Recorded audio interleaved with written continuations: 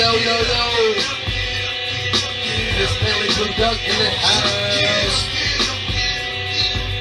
Current Affairs Podcast brought to you by Bentley Blue Duck. What's going on? I am Joey Bridges, Uncle Pete. Carlos Valencia in the house. What's going on? Good, man. How you doing? Welcome.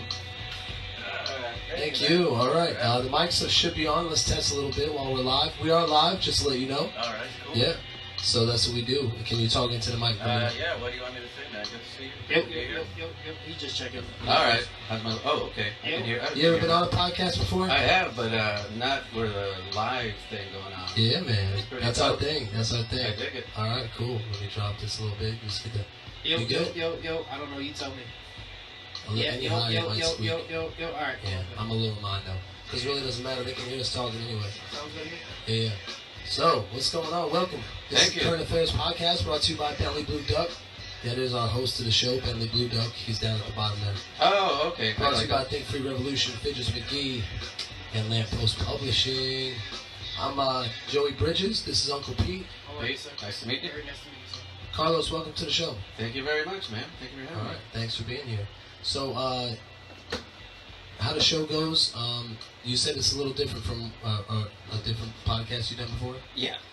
All right. So, basically, we'll start out, we'll just introduce ourselves and then go into 2 Cent Tuesdays. 2 Cent Tuesday, we just chit-chat about, like, maybe news or what's been going on with you, anything new with you. You're a comedian. I called you a comedic artist. Is that love okay? it. I like and it. Personality. Yes. Yeah, I should for sure. start calling myself that. I like that very much. Yeah, I mean, I feel like comedian just kind of puts you in a box. True. And I don't want to put you in a box. I mean, you're an artist of the comedic art, you know? Well, see, it's better when you say. If I say it, I sound pretentious. But if you say it, then it's okay. Yeah, no, I put that on I'd put it on my business card if I was a comedian. I'd be like, yeah, I am. Oh, I'm definitely. You are a comedian, though, are you not? You started to explore that. You're on that path of exploration. Yeah, I have. I've gone to the open mics, and that's how I met Carlos here. Have you been? Did you go up? I've been at least four or five times. 4 or 5 times? Yeah, How long of a period of time? 5 minutes. That's the. No. I mean, like, what expanse of time? You've gone up 4 or 5 times in what? In 5 months or? In like 5 weeks? 2 months. Okay, that's not bad at all, man. No. No, for 2 months, 5 times, that's great. Okay. I used to go to the open mic and chicken out. Really? When I started out, I would go there. I would go all the way to the open. We only had one. It was down by Elizabeth. It's called SK Net Cafe. Okay. And I would go there. I would drive all the way over there and just be too scared to sign up. So I would just watch the show. Oh, no way. No, first time I went out there, I went out. Oh, yeah, well, good. I was just like, I've done other performing. Have you? No, before I did stand-up, I was scared to death to do any kind of be in front of people type of public speaking type of thing. Yeah. I was scared to death. So that got you over your fear? The stand-up? Yeah. Yeah, kind of. Eventually, I mean, it still took a long time before I was like comfortable. Like that. So it took me probably at least 6-7 years before I could do a set without the mic stand. Wow. And the mic stand's a big deal? What do you mean? Like, well, it kind of it's like a little bit of a barrier, so it's like a little like a safety blanket. Even though it's this big, yeah, it's like it's them, but and just then the fact that it's there and it's something I can hold on between me and the audience, is like a symbolic type of thing almost. That makes a difference. But eventually, I did so many shows where, like, if you do stand up for a long enough time, you're gonna realize that the setups in every place are not gonna be very good all the time. Right. You know, it doesn't take much to put together a stand-up comedy show. You basically only need a mic stand, and a stool, and a stage, and a light that points at you. But you'd be surprised how often that gets messed up by people doing shows. Oh, Actually, can we curse on this thing? Absolutely. Yeah, for sure. Oh, okay. Yeah. Then they fuck it up, is what I meant to say. But yeah, so eventually I did enough shows where they didn't have a mic stand, so I just eventually just got used to it. And now I'm fine with it. I thought, I take the mic off the mic stand. It doesn't sound like a big thing. No, that's how concerned I was or scared I was. That makes sense. To me, that's the question. Like, do you consider that like one of the landmark events that happened on your path? To me, it was. I mean, it wasn't. To the audience, it probably didn't make much of a difference. But to me, the fact that I was comfortable enough just to do that was one step. But it's not like after I took the mic stand out of the thing, I became Dane Cook and was jumping up and down and running all over the stage. Understood, sure, yeah. Yeah, but it was good. It felt more natural to me. Do you remember when it had, like, do you remember the day and how you felt and, like, what your thought process was that day? I remember I was doing a show in Indiana, Merrillville, Indiana, and they didn't have a mic stand. They had a cordless mic, which I don't like either. But so I just had to do it that way, and the show went well. And so that gave me enough confidence to be like, the next night, be like, hey, you know what, I didn't have a choice, I didn't have a mic stand at that point. But I did it again the next night, because there's 2 shows over the weekend, and they went fine again. So after that, I was just like, all right, I'm just gonna keep doing it. How long ago was that? It's hard to remember, but I would say I was about 7 years in, and I'm almost 12 now, so about 5-6 years ago. Wow. Yeah. So that's pretty awesome. What is it about the cord that you prefer to record this mic? It's kind They always fuck up, Is it man. like you get to go like this and like you? Yeah, because sometimes I whip the audience with the cord. Yeah. No, it's just that these I don't think we've mastered cordless mic technology just yet, because they cut out all the time. It's not. If you put too much into it, like if I speak too hard into it, instead of just being muffled, it'll actually cut out. I've been a part of like a lot of hip hop and rap open mics, and same thing. There's always something like something that happens with the mics, or like the venue's not like. There's always something, you know. Yeah, so anytime I see it, I was like, there's potential for something's gonna go wrong. Yeah. And you don't need a cordless mic. I mean, at least for the comedy that I do, I mean, I barely move on stage. I mean, I'll take a few steps one way and a few steps the other. Yeah. I'm not gonna be, I'm not gonna be running to the back row of the audience at any point. So I don't need a cordless. So just give me a corded mic, and that way we're like, I mean, those can fuck up too, but it's just it's more. Yeah, I feel more secure with a corded mic. That's cool. I mean, the mic thing that's another thing. It's like, I don't know if you've ever seen sets on, like, stand-up comics doing sets on late-night television shows, like, Tonight Show, all that shit. Letterman used to do it where he wouldn't give, because you don't need a mic, like a handheld mic when you do those sets. They have, they have their own, like booms and stuff. Yeah, exactly. Yeah. So you don't need it. So a lot of the comics wouldn't use mics, and it was awkward. It was almost awkward watching them, and you could tell it was awkward for them too, because you're so used to holding a microphone in your hand. Yeah. And to this day, I don't know why Letterman was that way, but I've seen comics in other shows come out with a mic. Like, I don't know, like I saw SNL a few weeks ago. John Mulaney was hosting. He's so funny. He's very funny. Oh my god! And you've seen SNL where the host comes out and they just talk. Yeah. They do their and little. They got no they mic. have no mic. It's like But John, because he's a stand-up, came out there with a mic. Because I'm sure it was like, I just feel more. Even though I don't need it, I just feel more comfortable. It's part of the thing. It becomes almost part of being a stand-up comic, is that microphone. Yeah. Well, in doing music and stuff, like when you do music video, you don't have a mic, so you get to be like more free. I kind of like that more. If I could have like a wireless mic. But like an earpiece without even actually holding it. And that makes sense, because you're doing a performance that's more animated. Yeah. But with stand-up, you're just, standing. Yeah. Unless you're like a super animated comic, then maybe I can see, like I said, Dane Cook or Cat Williams, or guys that run around a lot. All right, I can see, that can make sense, Sometimes we're like a... Oh yeah, the real super cat, yeah. So, but not, I just stand there. So I don't need That's part of your thing. I mean, I don't know if it's part of my thing, but it's just a part of the way I am. What you got on? Laughing Skull Comedy Festival? Oh, yeah, it's a festival in Atlanta. I did it, 2015, so about 3 years That's a nice shirt. I like that. It is cool, right? Yeah, that's really cool. It's a cool festival, too. Nice. Now, who's a part of that? That's a lot, just... It's, it changed, it used to be a competition, and they just, it's like, there's comedy festivals all over the country that you can submit to.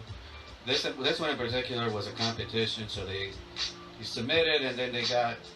I think at that point they were accepting like 64, I think, comics. And then they have different rounds, and then eventually whoever wins won $10,000 or something like that. Right. But I think the big draw was that they'll have, the judges will be industry people, like people that book like Tonight Show or Comedy Central people or stuff. Right. So that's the reason for a lot of these festivals, in theory, is so you can get seen by industry people, and then hopefully somebody likes you and they can put you on some kind of television deal or something like that. Most festivals don't really have that. They claim they do have industry, but the Laughing Ghost Festival definitely they do it. That's the same. I mean, similarities in rap and hip hop music. So Oh, yeah? they do these showcases that they'll say like Def Jam and like all these places. I think they're just ripping somebody's logo, and then they put like a rap artist on the flyer. I wonder if they're even paying that rap artist. Yeah. They just get you in $20 to perform. I used to use it just for practice. I'll go there and do my open mic, do my set or whatever, just to get practice in. So like my mic skills and stage, like it was nothing. Like, yeah. So you would you'd pay $20 to perform anything? Yeah, and you pay to perform in front of other artists. So other artists tend to support each other. When so I try to get out in front of as many artists as possible. And just so. But you pay like $10, $20, and then if you bring people in, you can get your money back or something like that. Yeah. I mean, I don't know much about the hip hop game, or actually music in general, but I have talked to other people in other like performance industry, like even like burlesque, and they were telling me like, yeah, there's a lot of parallels between stand-up comedy and burlesque, and also in those sense of like, oh, there's these conventions where they tell you that this is your chance to, this is going to be your big break, and turns out there's not shit there. You're just wasting your money. I mean, that's the way it works with most comedy festivals. First of all, you have to submit, and the price for submitting goes anywhere between $25 to like $60, right? And that's just to submit. Right. So they can still turn you down, and that's just $50 that you're never going to get back. What? Submit. So they don't pay you to be there. They don't pay you you gotta but pay. They charge a ticket price for people to come watch you perform. Yeah, I mean, I could talk about this for a long time, but yeah, that's like, but again, I'll say the Laughing Skulls is legit, but there's a lot of other festivals that'll be like they're making money off of all the comics that are submitting, because that money is non-refundable. So either you're in or you're out. They're still keeping your money. Then they have the festival that runs anywhere between 3 or 5 days, and then they're not paying the comics either. But they are making money off the door, so they're like making money off of the comics. They're making money off of the audience. Why not pay the comics? Just a greed thing. You could say basically. I mean, if you ask them, they'll be like, "Well, we just don't make enough money to pay all these comics." But you feel like you could set up a festival, pay the comics, and have it be a successful festival. Yeah, and it's been done. I mean, there's festivals that do that. It might not be a whole lot of money, but they pay some. It's better than you paying to be there. I did one in Austin 2 years ago. The Altercation Comedy Festival. It was either Altercation or Altercation Punk Comedy Festival. It was run by this guy, JT Haversack. He has a very DIY punk rock mentality, so he like does it himself. He does his own tours. He's legit. Right. So he asked me to do it. He didn't ask me to submit or anything. He just knew me, and he was like, "Hey man, I'd like to have you on my festival." And I'm like, "That's great, man. I'd love to do it." And he paid me. And it wasn't like a lot of money, but it's like at least I've always said this, that I think it's not greedy or cocky to say that you're worth more than $0. Absolutely. So if you're paying, even if it's just here's money for the gas that that you spent trying to get here or whatever, I think that goes a long way. I mean, at least you're saying, hey man, I value what you're worth. Right. But again, a lot of these festivals, it's a money grab, and the thing is, a lot of comics. I mean, nobody really knows how to get into comedy. There's no college classes of like, hey, take the course, get a diploma, and thing. Is there a course? Come out and make $50,000 your first year. Yeah, There's no structure set up. Yeah, there's comedy classes that comedy clubs teach, and that's a whole other fucking ripoff. But there's not. It's not something that people go like. If you want to be an engineer, you know that you go to engineering school and then you intern somewhere. But a lot of people aren't familiar with the process of stand-up comedy, and not that there's really a process. Different people have different ways. But because so many young comics are confused as to how to do this shit, you hear about comedy festivals, you're like, well, yeah, I guess that's the way. And so a lot of them submit for all these festivals, and a lot of them are just not worth it. I mean, the only part that's worth it, which I could relate to kind of what you were saying earlier, is the part about meeting other comics, other artists. Yeah. Because even if you go to a festival that doesn't have a whole lot of industry, at least you meet other comics. And then by networking like that, then like say you met a comic from Indianapolis, and then you're doing gigs. Say you're coming from here and you got a gig in Chicago. You might be able to help him get a show in Charlotte. And I can help him, and you can help me, and that sort of thing. Right. Yeah. Like that. That's happened to me before when I've done some festivals that really, industry-wise, didn't do anything, but at least I met some comics that were able to, I'm passing through your town. Is there, or even if it's just like, hey man, can I crash on your couch while I'm on my way to, Sure. middle of a 17-hour drive. Yeah, or some shit. absolutely. I think that's the way to make it. That's the way to make it. Like, you just go out there and do it. You know, you're just like, Basically, look, yeah. I'm going to hit this club, and then I'm going to make a connection again. Hit this club. Right. I hear all the comedians talk about it when you ask them about it. They're like, well, it's just hard grinding at some old... I mean, what are the comedy clubs in Los Angeles, like, pretty popular where they just hit those, like, for years at a time? Like, There's the a ones- Comedy Store, the there's a store Laugh and Factory, all those, right, yeah. and then, Rob. but then people say they go to, like, these other ones that may be like shitholes. Like, Oh, yeah. Yeah, you gotta. I You mean, because just- they're not gonna... You can't Well, just... for the two people, if you have to. Right. Because you can't just show up to the big club and be like, hey, I want to be a comedian, put me up. Right. So you gotta grind it out in the shitty open mics Yeah. for a long... I mean, especially in cities like that. Yeah, I mean, that's where I got most of my practice is, like, just going out, doing whatever open mic was available in Charlotte. Like, I've been to the, like, what's it called? There's one on Independence. It's like I forget where it was. There's, like, a bunch of them around Charlotte, but, yeah, they do the same thing. Okay. But I brought my friend The Crazy Matt. Horse. No, it's Okay. like a Jamaican club, like Oh, where I they don't have food and stuff. But and then there was down further down there was another club. It's changed, but they changed Okay. a lot, you know. Yeah. Same with the open mics with comedy. They close and open new ones all the time. How long has the one at Crown Station been going on? But the one that... Because the Crown Station moved. The one that... Yeah, Because when did that Crown Station open? Do you remember? Like a I year remember ago? going there about a year ago. Yeah. When I was So- like, it just appeared. We were driving, And you looking saw for it? somewhere to go. We were just gonna go grab a beer or something. And actually, me and Todd were driving. The guy that's coming on next week.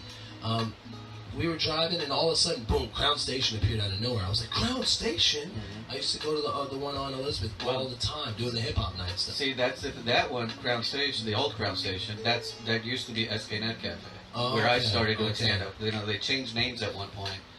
And it was closed maybe for, I don't know if it was even a year, but then when it reopened as Crown Station. Before that, it was SKNet Cafe, and that one used to be the longest running open mic we had. How long was that?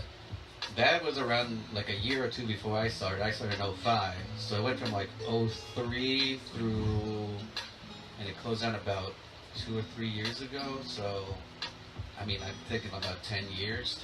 Oh wow. No, wait a minute. It would have been 4. It was 2003. Yeah, about 10 years. Yeah. It was going on with that little interruption when SK Club closed down. It was about 10 years. But they brought it back into Crown Station. When the new one opened up, Nice, they brought nice. it back. Yeah, the hip hop night was going for a while too. I don't know. You know anybody in hip hop? Not Rap really. music, whatever. Not. I mean, back when I first started doing stand up, I knew a few of the. Like I liked Eyes of the Elders were one of my favorite bands when I was starting out, and there was I forget the names, but these days I don't follow as much. Yeah. Local, there's I think it was the local DJ around DJ Wisdom and Vinny Knuckles. All right. Vinny Knuckles is awesome. You don't have a vote on who won, Drake or Pusha T. You don't have a vote on that. No. I hear Everybody's Pusha got T. the track. Everybody's got the leaked track, right? I heard Pusha T like brought it Yeah. pretty hardcore, Right. but I still haven't listened to either one, so I really Okay. don't I know. listen So to you both. can't weigh in yet. Not really. I think Okay. Drake went pretty deep. Like, Pusha T went like straight for the jugular. But Drake went into some stuff and be like, man, what you talking about? All right, I guess I'm going to have to, like, say something real, like, hey, I don't know who won. Like, Pusha probably won, like, in a fist fight, but Drake won, like, mathematically and, like, intellectually. Like, he won on the first one before he even released the next one. How important as like a comedian is it to pay like up to date on current events? 'Cause we try to incorporate like current events to like some degree, but it's not like the basis of like Yeah. our show. I think it's good to be aware of what's going on, but it's also not necessarily great for like your routines to do very topical stuff because it has a very short lifespan, Yeah, very short yeah. shelf life. Like if you write a joke about, I don't know, about this North Korea Trump shit. Right. I wanted to talk about that for a Yeah, second. and now we can, but in in 4 a month months from it's now, gonna be like, dry. Yeah, it's and you not- could have a great, like a friend of mine had a great joke about when like Prince did the halftime show at the Super Bowl, Right. and it was killing. Like he's the one that told me. It was like for a month, it was just getting like nut. It was going applause breaks. And then some people And are then- saying, "Why are you still talking And about then that?" after a month, after 2 months, everybody it's nothing because people are like, oh yeah, that's right, he was the Yeah, so I do it. I still follow just because I'm on Twitter and Facebook, and I try to post every day just to stay current with whoever follows me on Facebook or Twitter. Right. So that's how I keep up. But a lot of those topical jokes that I tell on Facebook or Twitter, I rarely ever transition to my actual routine. So you'll tell a joke that's something that's current on your Twitter or your Facebook because it's funny now, right? But you'll leave it out of your regular setup because it's not going to last. Usually, unless the joke that I told is just unrelated to anything, like timeless. Like exactly. It could move into any. Then that has a chance of making it to my routine. But if it's topical shit, then it's just too difficult to make a trend. But I do think just as a normal any human being should be in touch with what's going on. I heard so you use them in the open mics though sometimes, just kind of like pull them out of nowhere. If it's current, if it's going super on. current, I'll do it at the open mic. But it's probably the only time I'll ever say it. Yeah. I have several jokes like that I've told maybe once or twice, and then the moment's over. I heard it takes like 5 years to write an hour-long special. Do you have an hour special? Do you have an hour like? I have an hour. I mean, I can do an hour. I don't have a special, but no, I think it takes 10. I mean, if you're gonna do like a good hour, I mean, you can write an hour in 5 years. I mean, I probably could have done an hour when I was 5 years in, but it wouldn't have been a very good hour. Right. Like I mean, I've heard that it takes 10 years to really find your persona, like for you're on stage, to really be yourself, find yourself on stage. And I can believe it. I mean, I remember when I started out, I was like, are you fucking serious? It's gonna take that long? I don't know if I'm gonna be alive 10 years. But I still want to be doing this? Yeah, but now that I'm 12 years in, I think that's about right. I mean, I would say I started feeling comfortable enough on stage probably around 9, 10 years. Wow. And I could already do an hour, but it's just, I don't think it's going to be as good as what you could potentially do if you waited a little longer. But it's hard. It's hard because everybody wants to get ahead. I wanted to try to get ahead. So, if everybody asks you, hey man, can you do 30 minutes? I'd be like, yeah, sure I can, but it wasn't going to be a good 30 minutes. What do you feel like from the progression from like, let's say like year 3 to year 10, like what are some of the things that you learn like later, like the connection to the crowd or like just being yourself? Or there's a lot of skills that you eventually develop, and part of it is you're coming across natural on stage, because obviously I would say all comics. There's some comics that claim that they just go up there and wing it. I doubt it. All comics have prepared material when they go on stage. It doesn't necessarily mean that they're saying it word for word, but you go up there, you know what you're before. But the ones that have gotten good enough, it just sounds so natural that it sounds like, oh, this is just the flow that they're going. About this. I noticed that. That's cool. So that's part of it, just developing that flow, and then the audience coming across natural. Then another part is just interacting with the audience. When the audience yells at you, or when there's hecklers, like that's the sort of thing where, like, when I started, I was like, why do I have to deal with hecklers? I didn't get into comedy to deal with drunks. Like, I'm just like here to tell jokes. Why do I have to deal with this? In a perfect world, you wouldn't, but the world's not perfect, so you're gonna have to deal with people yelling at you. Oh yeah. So that's something that you're gonna have to develop. I think it builds your character on stage. It helps you develop into you can kind of be immune to it or play with it. Well, inevitably you're gonna have to deal with it. I mean, the other choice is to just ignore it, and if you ignore it, then that makes it awkward for the rest of the audience, because it's like, hey, is this guy not realize this motherfucker's been yelling at him for 10 minutes? You know what I mean? So now it's awkward. And then if they're loud enough, then the rest of the audience is not paying attention. So, but these are all things that you can't teach. There's like I mentioned comedy classes earlier. I'm not a big fan of them, but I think, I'm not going to say they're totally without value. I think they have some value, but I'm not a big fan. But one thing that they definitely can't teach you is how to deal with the real world scenarios that you're going to encounter. Oh yeah. When you're out on the road, or when you're doing different shows in different places. Nobody starts out in comedy doing, Carnegie Hall. You know what I mean? You're going to be doing shitholes for a long time before you get there. Do you have buddies like that you would practice early on and they would heckle you on purpose? Like, do comedians do that? They kind of like if that's your friend, do they like, I'm going to heckle my buddy just so he can kind of get... maybe to a lesser degree, I think we heckled each other, but not really to try to help each other. We just wanted to fuck with each other. Yeah, we never did it on purpose. Now, would you do that Sounds like a good idea. Would you do that to a young comedian, like as a way to help him, but it's still like part of the growth process? Like, no, because I can't. As much as I think the hecklers are just something you have to deal with. Right. I don't want to encourage it ever. So if it's an open mic and it's a comic that I know and it's a friend of mine and I've been drinking, then I might yell out something every once in a while. But not nothing with the intention of really like fucking them up or anything. Like Sure. that. Yeah. Just something that's just in fun. But if it was like an actual show like paid booked show, then no, I'm not gonna. You're not fuck gonna with mess that shit. with No. Yeah. Who? There was a heckler at Crown Station a couple weeks ago that interrupted. Who was that comedian that was on? It started with an M. Was I there? I think you were. I think you came later. You had a set somewhere. Oh, I heard about that, but I showed up. That's yeah. the day I was at the Comedy Zone. Yeah, he And just I came missed in that. and he was talking shit but it became part of their set. Like they were so distraught about it, they made it into dramatic and it worked. Good. And I'm interested. I gave them a card to have him on the show. But Cool. You don't remember who it was? no. Somebody mentioned it to me because I was there last week, and somebody's like, "Yeah, this guy showed up last week, and he was yelling." And I'm like, that must have been before I got there. So Yeah. I've had a couple of hecklers. No, they had long hair.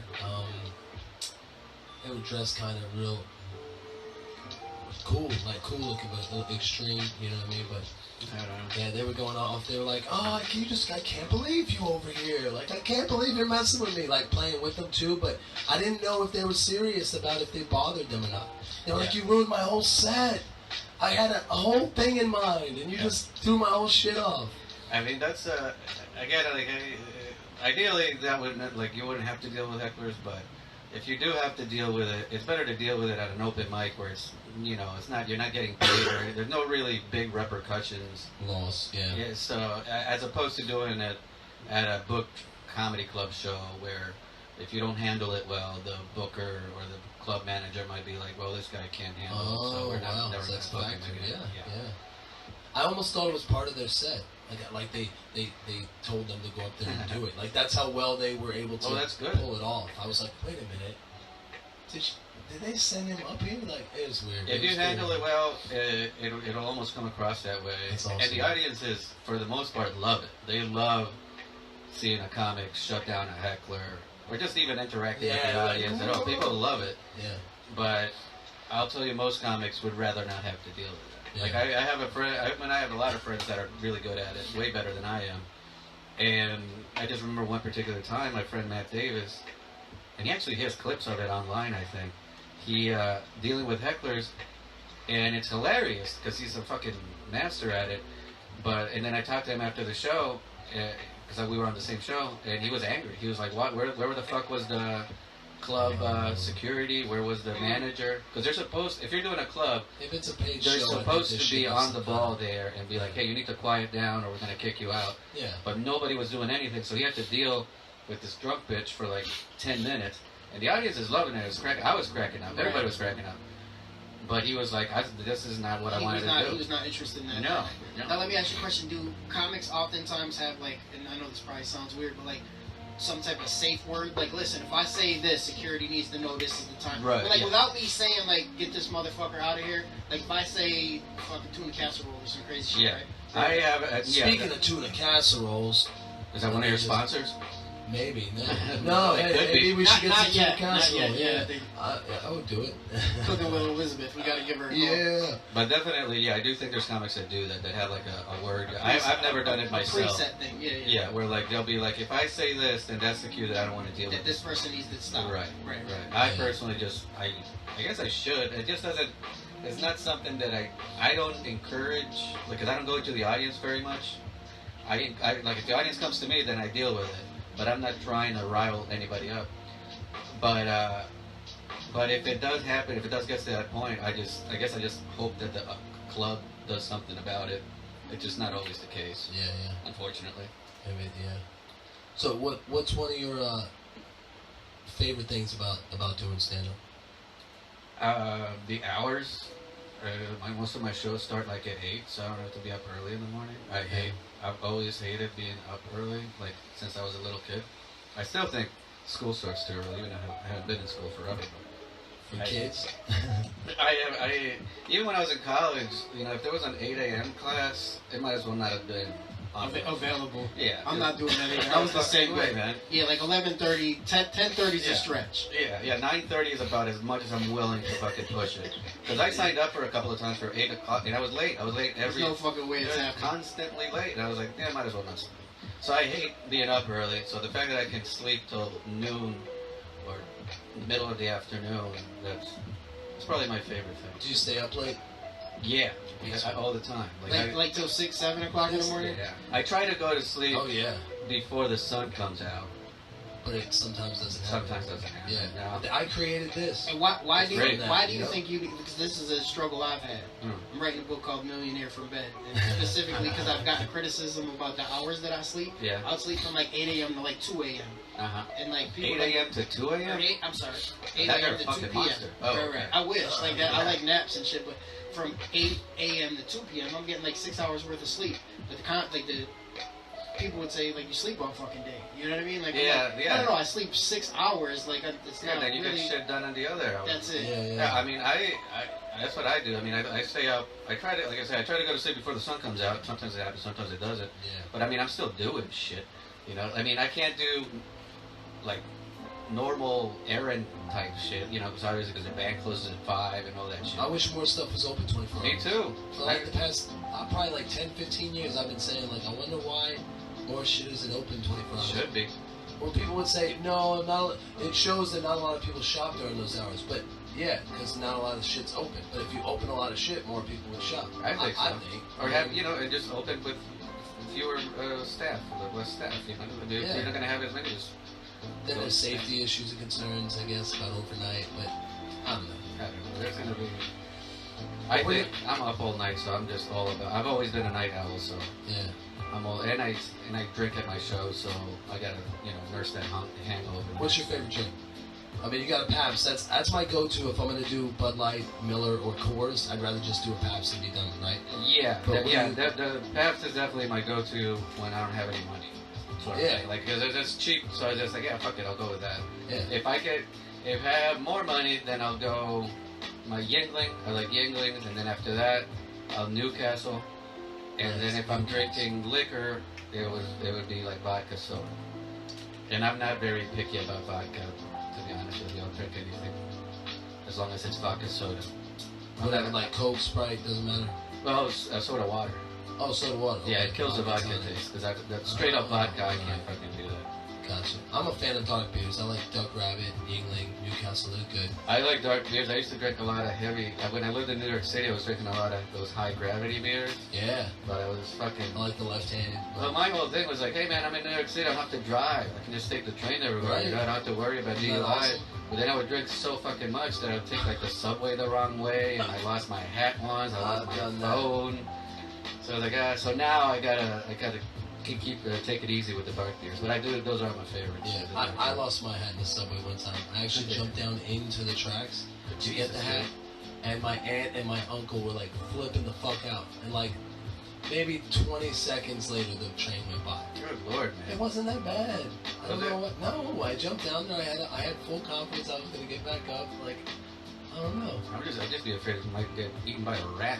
Oh Those no, gigantic it was rats. light. It was light, and it was in the new subways. You know, the fancy subways. fancy them up. But all right, well, we're gonna roll out on 2 Cent Tuesdays. But 2 Cent Tuesdays is sponsored by. Who is it this week? I hollered at Cruz today actually. Crown Station. Yeah. Sponsored by Crown Station. Sweet. Shout out to Crown Station. We're gonna roll into the next topic of conversation. Our next segment is called the eulogy. And the eulogy is all about you, Y-O-U-L-O-G-Y. Oh, okay. I thought you guys were gonna kill me or something. No, we're gonna go into a little bit deeper into you and what you do. So, Pete, you want to take it over? Sure. Sponsored by Lamppost Publishing. I think that your favorite drink was which brown dark beers? The Newcastle. Okay. Newcastle brown. Vodka and soda. And if I'm drinking liquor, it'd be vodka soda. Vodka soda. Okay.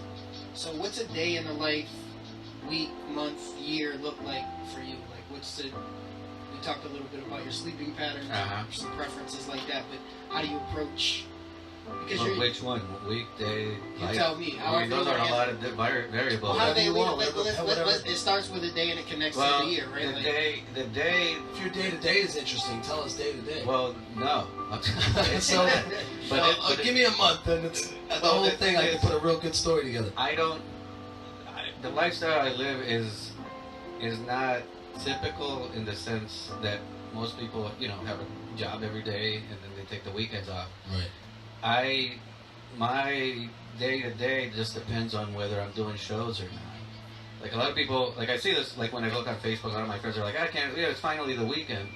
And sometimes the weekend, that's when I'm working. Like that's when I'm booked to do shows. So like the week, and actually, even if I'm not free on the weekend, I don't like to hang out because there's too many fucking people out. Like I just like hanging out during weekdays when there's not, I don't like big fucking crowds. Me too. So it just depends on the day to day. So if I don't have a show, if I have nothing going on, I basically just stay at home and fuck around on my computer, like check Twitter out or check Facebook out. Lately, I've been working a lot. I have an album that I recorded that I still haven't released. So I've been working on the artwork for that.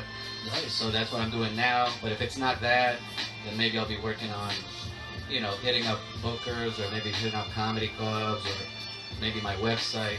Stuff related. You're still kind of working, Basically, yeah, in between masturbating, which is probably 50% of the time.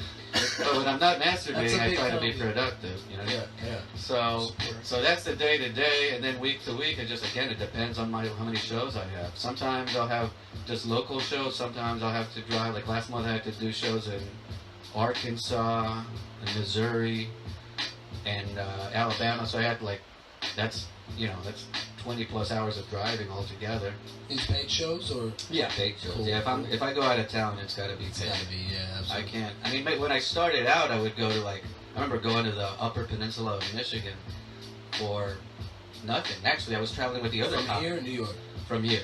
From Charlotte. Oh, wow. So the other comic was I was very young, so I was just happy to get out of Charlotte, do comedy anywhere else. So I went up there, and I was like, yeah, fuck yeah. But, I mean, I'm older now, so I just those 17, 20 plus hour drives, I can't do those shits anymore. So we told some people we were going to be on the show, and they said, "Are you talking about Rambo Cock?"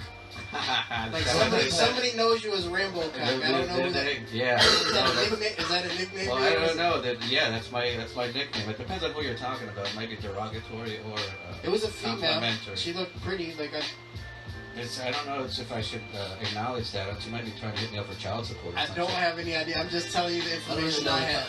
Rambo. How would they even? Rambo, Rambo. You know Rambo. He's a badass mother. He tears shit up. He's got PTSD. Tears shit up. Exactly. So my cock is an illusion of how my cock tears shit up and has PTSD. And has PTSD, so it's always crazy. And wears a bandana. I put a bandana. You put a bandana on it? What color is the bandana? Well, we'll find out after this. It depends on how drunk I get. No, we got you, bro. So, there's a difference in, like you mentioned, masturbation. So a lot of that seems to be a big comic go-to. I mean that, yeah. But explicit. I go to that and I don't tell you. Explicit stuff or things like that, and then other comics do other things. So what do you prefer? I prefer just anything. My favorite comics though, I will say. Huh? No, I was just going back. My favorite comics are just comics that will have a point, have a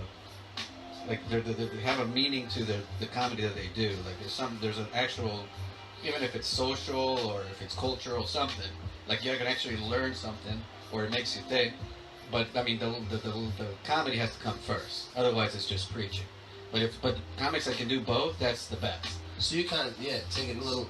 So those are my favorites, and a lot of times to make the comics that have to or that are exploring those kinds of subjects, they're going to be explicit. They're going to be, because you can't really talk about the world while you're censoring yourself, Right. So that it just doesn't make sense to have a clean comic that's also very social political or trying to make a good point. If you're going to be clean, you basically have to talk about more subjects that are not going to rile any feathers and stuff. But I like that comedy too. So you're saying you either do it or you don't. I mean, if you're gonna do it, don't try to be politically correct about the subject. If you're gonna do it, do it. If not, then just be the other. Just be a clean. Yeah, I don't I mean, I'm just trying to think about it right now, but I can't think of very many or any comics at all that were relevant. They talk about relevant subjects or transcendent subjects, and we're also clean. I mean, if you're clean, you got to be talking about silly shit, and that's fine too. I mean, you can talk about whatever. There's a lot of shit that you like. Brian Regan is one of my favorite. Have you ever heard Brian Regan? Yeah, I listen to all sorts of. He's amazing. He's a great comic. He's super hilarious. clean. I mean, he does shows for like Mormons and shit. Find another activity. Yeah, he's great, but he's not. He's not changing the world up I there. feel like he changed. He has a joke about mental illness and not mental illness, but he has a joke about the activity thing, right? Mm-hmm. And he had said it in a certain way that sounded like a handicapped person. Okay. Right. But in his newer comedy, he changes it up a little bit. It doesn't sound like that. Yeah. He didn't say it so heavy. Well, it could accent. be that he got some blowback for saying it. And that was an old. It was an old routine. Well, yeah, but I mean, I haven't heard that particular bit. Yeah. But I mean, because I've heard him tell stories about doing shows and somebody complaining after the show. They were like, "Oh, I thought this was going to be a clean show," and he's like, "Yeah, it was." And they're like, "Yeah, but you said darn a couple of times there, like that sort of thing." Like there's some people. I mean, that's why I'm not big on just censorship. Well, that's not among very many other reasons I'm not big on censorship. Is who are you? Whose standard are you trying to appease? Some people think you shouldn't say darn, and then some people say you shouldn't say like I've such shows where they're like you can't say fuck and you can't say shit. So that means I can say cunt then? I mean, like what? Who are we? Do you feel like the Roseanne Barr situation was blown out of proportion, or do you feel like there's a distinct line like okay, no, that's way too much? I think. I mean, she's a comedian, and I remember like Andrew Dice Clay, like he wasn't holding any like on stage. Do you get like a different kind of like pass because you're on stage, and then I think if you're doing stand up in the whole, I mean, I think as long as the intention is to make a joke, then anything goes. Right. As far as the Roseanne thing, it was just like such a racially charged thing that it was like, how can you? I can't see how anybody would find that funny. Well, I mean, I can see how some people might find it funny, but it's still though like what other interpretation is there to that joke that isn't racial? Like, cause wasn't she saying like there was a black lady that looked like a monkey or something like that? She related it to a cross between Planet of the Apes and something else, but there's some Muslim reference too. Oh yeah, and a Muslim and a Planet of the Apes had a kid or something like that. And then she said she didn't know that the person was of color. So why would you even throw that? She's not a stand-up comic anymore. I think that people missed out on that show being aired. Actually, I think it's kind of sad it got taken down because I think people could have been drawn together by. Well, I actually liked the show. Like I didn't watch the whole season, but I watched a few episodes, and it was actually good. I mean, it was a funny show. But, I mean, and really, at the end of the day, all I care about is it funny or is it not funny? But with Roseanne, it just, with that particular comment, it's felt like it was completely distant. Well, it was just like racist. It just really, I don't know how you can live. She claims she was on Ambien. Right. Like, Ambien doesn't make you racist. It's like, you know what I mean? I've taken Ambien. I've never, like, put a hood on myself when I took an Ambien, you know what I mean? So I don't get it. Her justification is just seeing too much like I don't see how I mean I haven't heard her like do an interview to justify it or whatever. Oh yeah, exactly. So everything I've heard has been third hand or second hand, but I just don't see how that particular joke could be interpreted as anything but racist. All right, enough about her. So when did you recognize like you were interested in taking a stab at being a professional comedian, and after you made that kind of decision you were going to move into that space, did you recognize like as a child you were like I've kind of always liked to tell jokes, like is it well the first part is when did I start, when did I feel like doing stand-up comedy? Yeah, like were you 17 and you're like I'm going to do an open mic? Or no, it was because as I mentioned earlier I was always scared to death to be in front of people, do public speaking and all that, and I was like, right. Like, well, what I tell everybody is like, it's one of those things like when you're at school and you know in advance that like, oh, September 8th, you got to get in front of the class and do the presentation. I'll be like, well, I'm sick September 8th. I'm not showing up that day because I would try to avoid it in any which way I could. And so I always was scared to death about public speaking, but I did eventually in my late teens, early 20s, started writing down funny ideas that I would get because I thought like, well, maybe someday I could write, like be a writer for like a Conan O'Brien or like a show like that, like a funny show. So I would write down funny ideas, but I never thought I would get up on stage and perform. But then eventually what happened is that I went through a very dark period of my life. Like I went through a dark depression and I was just basically hit rock bottom, for lack of a better way of putting it. So I was just like, fuck it, let's just try this. And so I signed up. I found it on the I wasn't on Creative. No, I think actually I called the Comedy Club. I called the Comedy Club or looked at their website to see how do you start on stand-up comedy. And they were doing a comedy competition. So I was like, fuck it, I'll sign up for this. And I did it, and it wasn't good. But the thing is, the whole contest was closed. It was two tiers. They had a preliminaries, and the preliminaries were closed to the public. So it was just comics going up in front of judges. So nobody was getting laughs because there was no audience. It was just the other comics and the judges. So they were like pro comics. And later I would meet and stuff, became my friends. But pros just eating a dick up there. So when I went up there and didn't get any laughs, I said, well, yeah, I did just as good as all these other guys. So it wasn't discouraging enough for me to try it again. It did take me like maybe 2 or 3 months before I went and did it again at the SK Net Cafe. And then it went okay enough. And then so I just I kept going every week, even though sometimes I chickened out. But eventually, it took at least a month or two before I started getting laughs more regularly. But once that started happening, and the other comics were like very accepting, very friendly. So then after that started happening, I was like, well, I guess I'll stick around. I mean, if these guys like me, I guess I'll. It was a very, very small scene back then too. I mean, if there were 10 of us, I think that might be stretching it. Wow. Yeah. So it went okay enough, so I kept doing it. But no, it wasn't a thing like. When I was a kid, I would be like I enjoyed stand-up comedy, but I would never thought I would do it. Never touched No, I just never thought I would do anything. Now when you drive around in the car, you're at the grocery store, is your mind continuously in a space where you're trying to relate that to some type of joke? Not necessarily, but if I do, but what has changed though is that I'm not constantly looking for a joke, but if I do think of something that's funny or something funny comes to me, then my mind does get triggered to turn it into a to joke. write it down somewhere or put it on something. Now I have a phone that I can just put notes in. Nice. Whereas before that it would be like that's funny, and then it just keep I think that's how most people live their life, like wouldn't that be funny? Like and a then thought, it comes and goes. Yeah, it comes and goes. But now I'm more in tune to like, that's funny, and there's potential there. Cataloging it. Yeah, and it might not work. I mean, all I do is like I write the idea, and then I write it in my notebook, and then I leave it there, and then eventually I might go to an open mic or something and look in my notebook and be like, oh yeah, there's that. Let me talk about try this. it. Yeah. And I'll try it, unless it's something topical like we're talking about. Then the time frame is limited, so you got to tell it as soon as possible.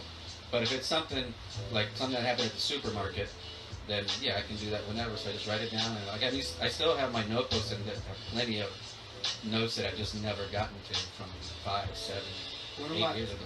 One of my favorite questions that we ask during the segment is, it doesn't necessarily have to connect to you being a comedian.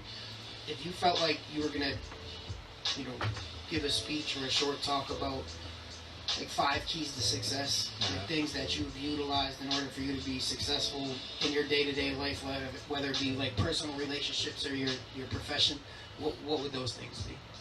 Well, it's an interesting question because the definition of success is variable.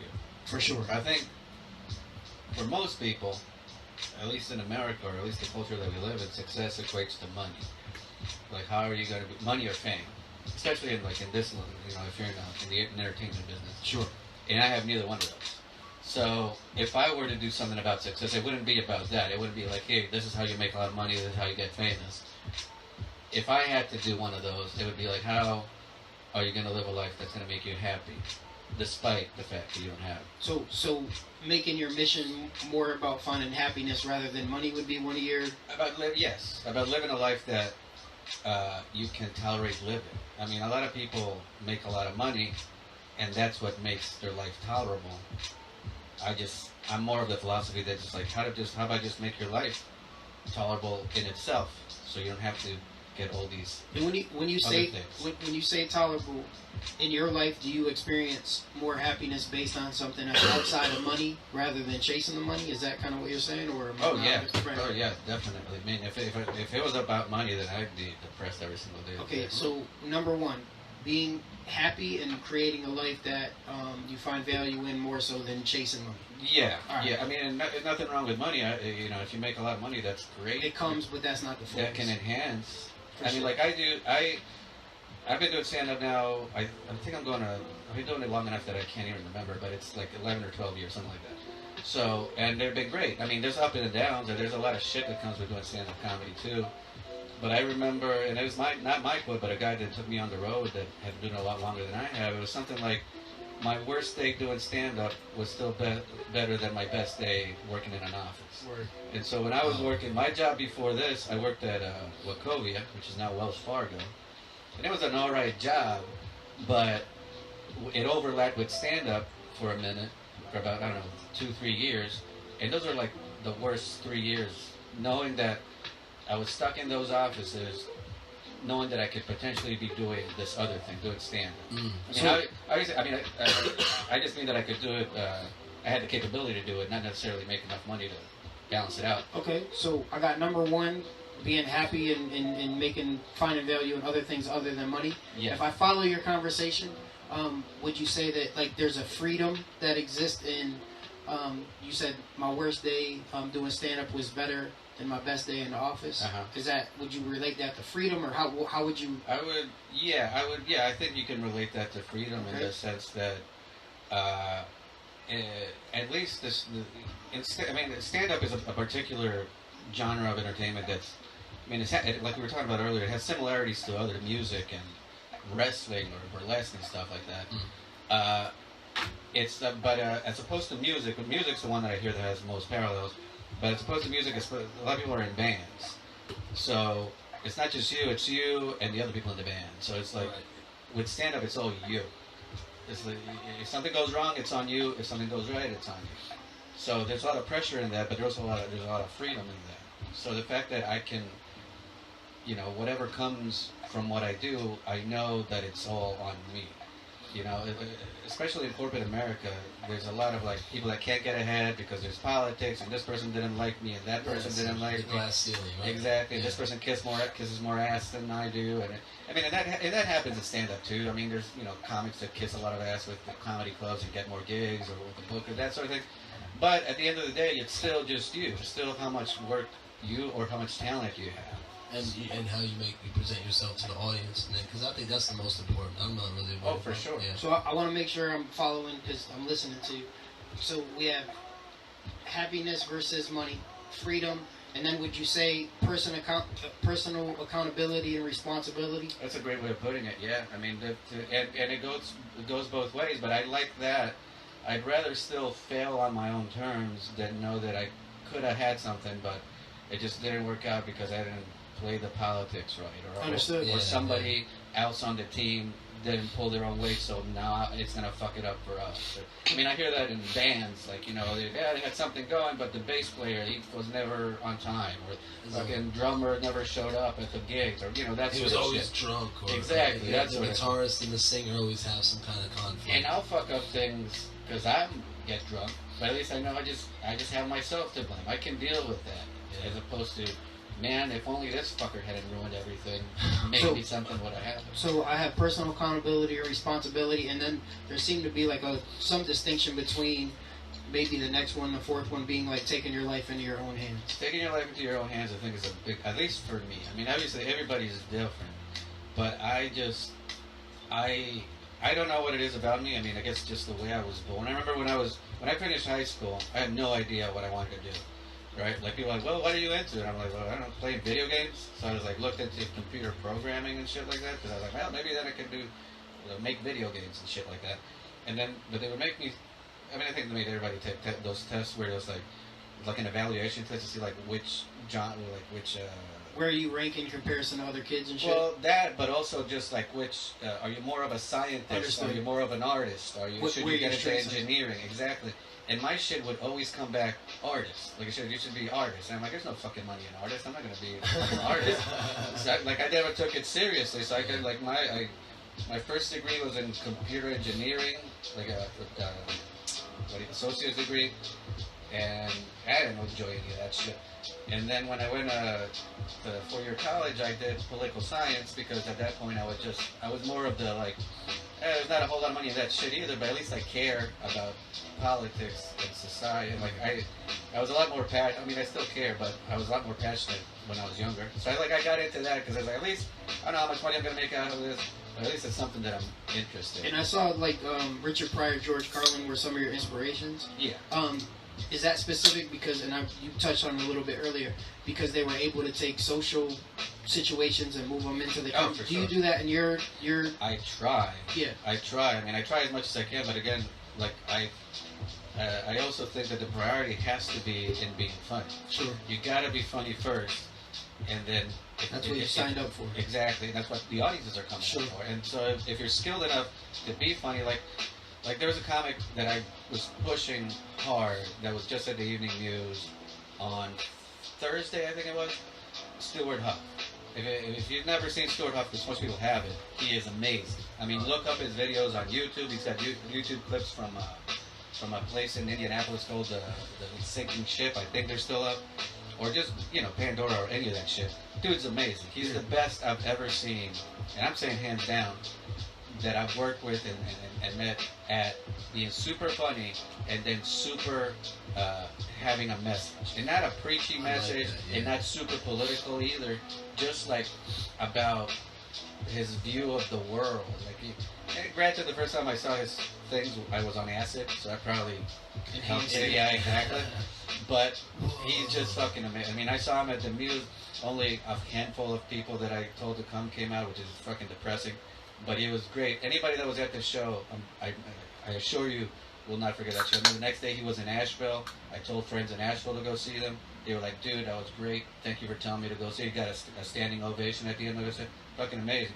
So a dude like that, he's not famous. He should be. He should be a multi-millionaire.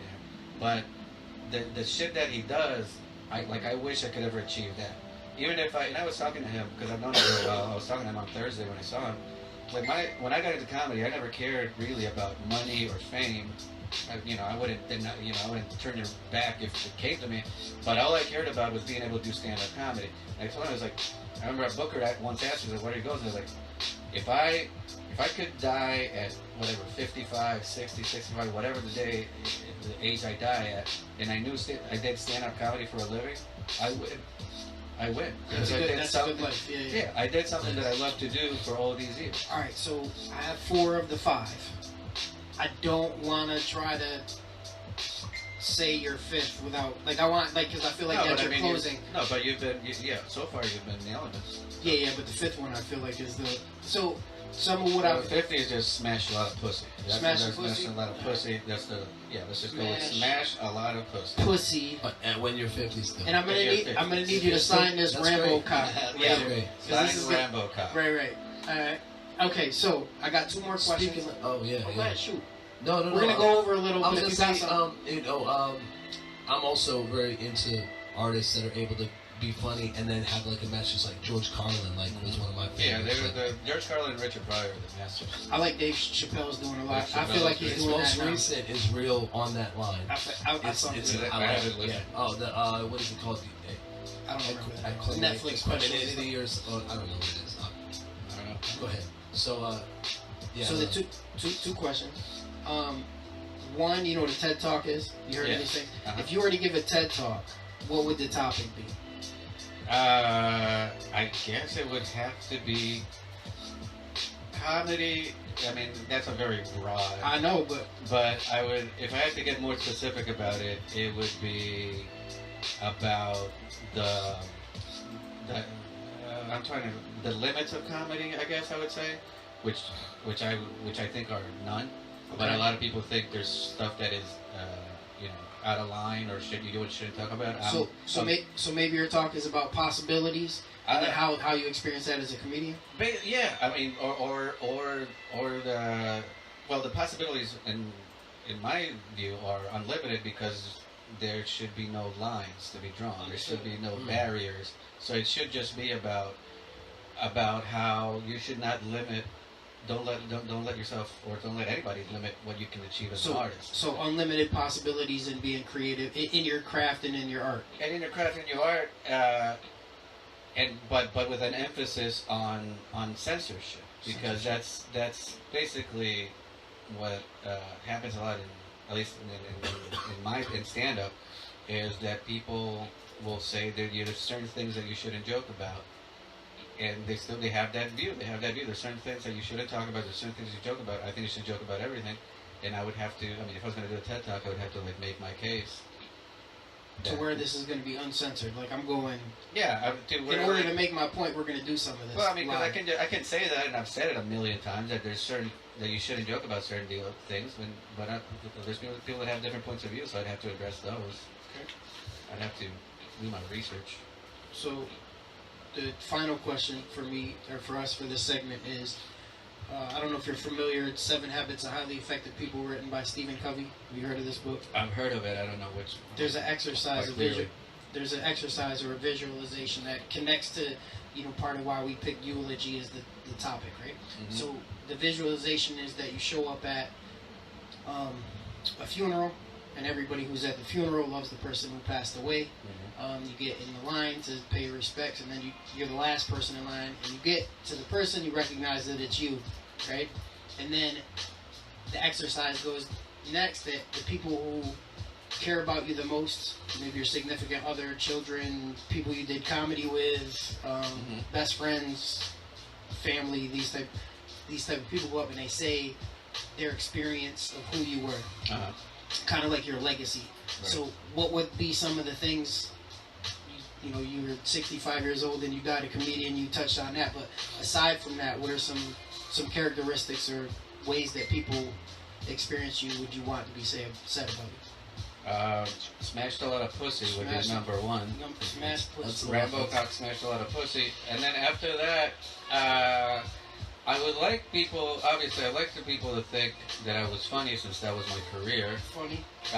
But better than that, though, I mean, yeah, I hope so, at least. Right. At least at that point, maybe I'd mastered at 65. Finally, he fucking got it. It's funny. 35 years. Is smashing pussy more important than funny? Because you get, man, you gotta smash some pussy, bro. That's the whole reason. That's the whole reason.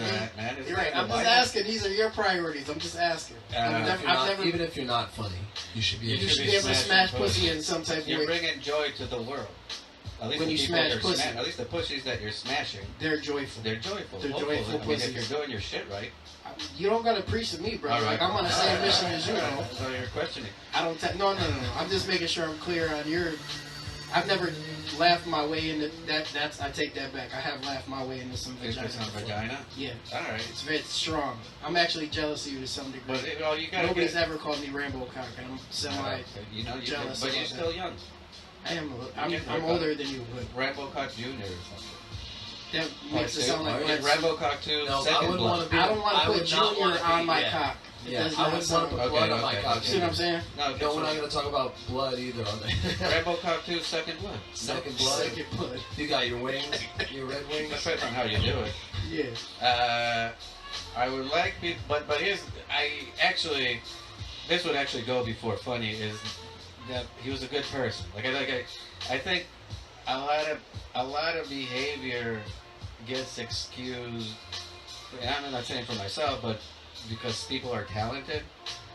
Like people are like, well, he was a dick, but man, he was a genius. Like you hear that a lot about like famous artists, like I don't know. Steve Jobs is one. Was he? That's why I hear that. Super dickhead that was a genius. Exactly that, or who's that guy that was the Pink Panther? Like Kobe Bryant. People don't necessarily like Kobe Bryant, but he was obviously very good. I didn't know that about Kobe Bryant, but Michael Jordan apparently was an asshole. He's beloved. Yeah. Because he's a master PR dude. He was an asshole because he cared about the mission, But see, that's a good point. It's like this dude cared so much about winning. That's all he cared about. Like he's like, I want to fucking win, and if you're not here to win, then fuck you. Understood. And so the question is, does that trump being a nice person? In my view, no. I think it should be a good. I would much rather hang out with a nice person that is not funny than with a hilarious person that's a total dick. He's like pretentious and Yeah, right. like you hear. I mean, and honestly, I haven't met a whole lot of comics that were dicks.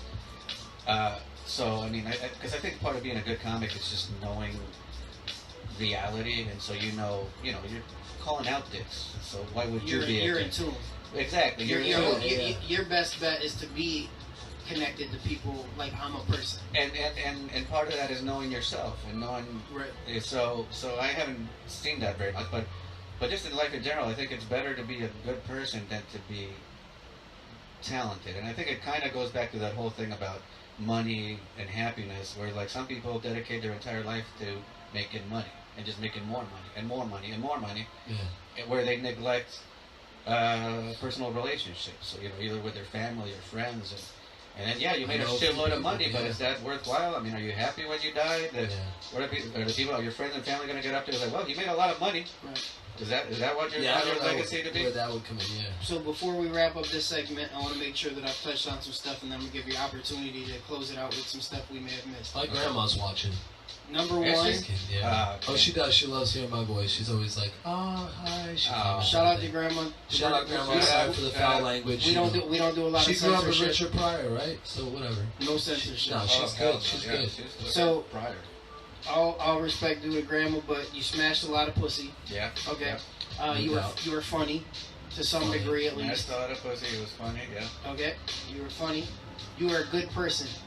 Yeah, and I mean that's vague too. Well, I got some stuff. You put a priority over authentic connections over your talent. You didn't want to be egotistical and try to be better than other people. Right. Okay. Yeah. And then you put your craft and your personal relationships over money. For sure. Yeah. Okay. Anything else that you want to be said at this spot before we close this segment out? We can revisit it. We can say it at the end too if you want. But we already did the smash a lot of pussy. Right? We can put it down. down. Make sure you get that on the list. list. Make sure we got that part. Put that on the list. Pussy.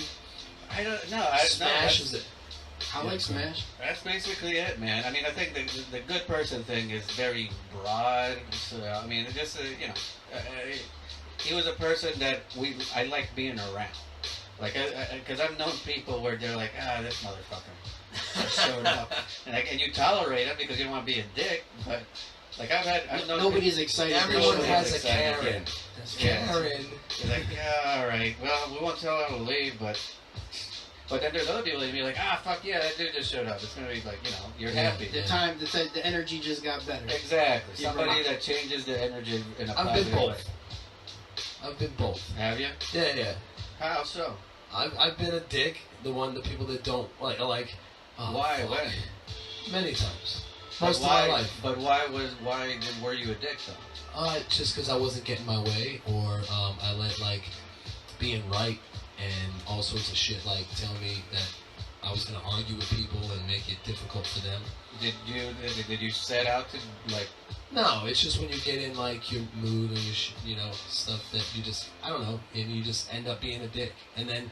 If you don't settle those things, people will continue to be like, "Oh God, here he comes." Right. Even though you change minute to minute, you know what I mean. You just get to look at yourself and be like, that really wasn't a good play. Well, then you're unpredictable. That's what your reputation. Yeah, I never know what you're gonna get. Would say that Yeah, so I used to be. No. I've gone through some changes in my life, and I really feel I have more of a mission, more of a. Why you always mad, son? Yeah. Joey Always Mad Son is now a character that I play rather than an actual. So great. I stopped doing right. that. Yeah, no, it's a really good feeling. Smash pussy. Got it. Right. That's third time on the list. We made sure we got that. No, this is the first time. We're just recapping. Recapping? Smash pussy. Please, when you print the transcript of the show, please send me one. I want to make sure. And highlight Smash Pussy. Highlight it. Highlight it. Get the transcript, yeah. Katie, we get that. Make sure you get that. All right, we want to highlight it. They don't let you talk on the thing? No, listen. I got something that I'm doing when I have a new project where Smash Pussy? That's an old project. Oh, that's I've been on it. Giving up on that one? All right. Giving up? I'll give that some consideration because I don't want to lose sight of that. Right. You don't want to lose sight of what's important. I don't think that my resume shows that I've ever been slipping in that department, but I appreciate you bringing. You know what I mean? I'm here to help, man. I appreciate you. I'll get some tips. We got some breaks. Word. So, smash some pussy. Yeah. You were funny. Can't wait to see that. Good person. Connection over talent. Like people, connections with people. Word. Your craft and your personal relationships are more important than money. We smashed some more pussy. Good. And then you made people comfortable. Like when you came into an atmosphere, people were happy you were there, and you made people feel super accepted. Yeah. Awesome. I think that's important. I do want to say that I try to, like I said, I try to be nice and welcoming with people that I try to give people the benefit of the doubt, right? Right. But once you prove yourself to be a dick, then I'm gonna be a dick. And some people are gonna be like, well, then you're not nice. Then. And I'm like, no, I'm nice until you prove to me that you don't deserve to be nice. Actually, what do you guys think? Because I tell people that it's easy for me to tell people I'm nice, but they're like, no, you're not nice, man. I've seen you. Like if I lose it on people, because people get angry at me on Twitter and Facebook all the time because of jokes that I tell. So I have no patience for people that get angry at jokes. Right? So yeah, I just posted a thing yesterday about it's a whole page of people getting angry at me for jokes. So when people get angry at me for something stupid like that, then I just double down and just be even more offensive, right? You said, "What do we think?" Was there a question in there? I felt like you wanted to ask us a question about. Oh yes.